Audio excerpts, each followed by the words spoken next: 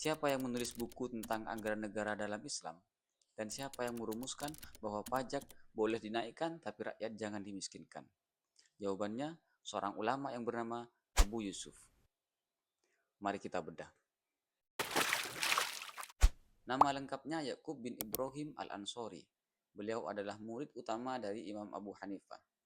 Diangkat menjadi qadhi atau hakim agung pertama di dalam Islam oleh Khalifah Harun ar-Rasyid. Dan diberikan tugas negara untuk membuat buku bagaimana negara harus mengelola keuangan. Lalu lahirlah buku yang berjudul Al-Kharaj, buku ekonomi dan fiskal pertama dalam Islam. Ada 3 pandangan Abu Yusuf tentang ekonomi. Yang pertama, pajak harus adil, tidak boleh membunuh produksi. Abu Yusuf melarang menarik pajak melebihi kapasitas kemampuan tanah.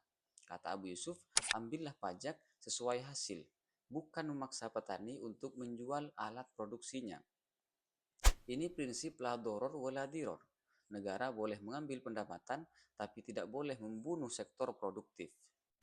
Yang kedua, negara harus menjamin kesejahteraan.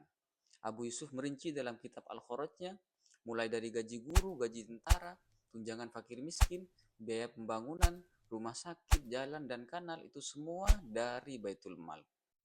Dalam hal ini, negara punya 3 fungsi: alokasi, distribusi, dan stabilisasi.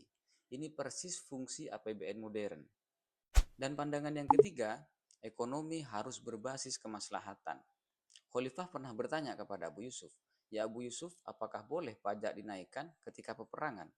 Abu Yusuf menjawab, "Boleh selama itu untuk kemaslahatan dan tidak memberatkan." Ini sesuai dengan kaidah fikih yang berbunyi, "Taghayyuril ahkami bi taghayyuril asmani wal amkani." Berubahnya suatu hukum itu sesuai dengan perubahan tempat dan waktu.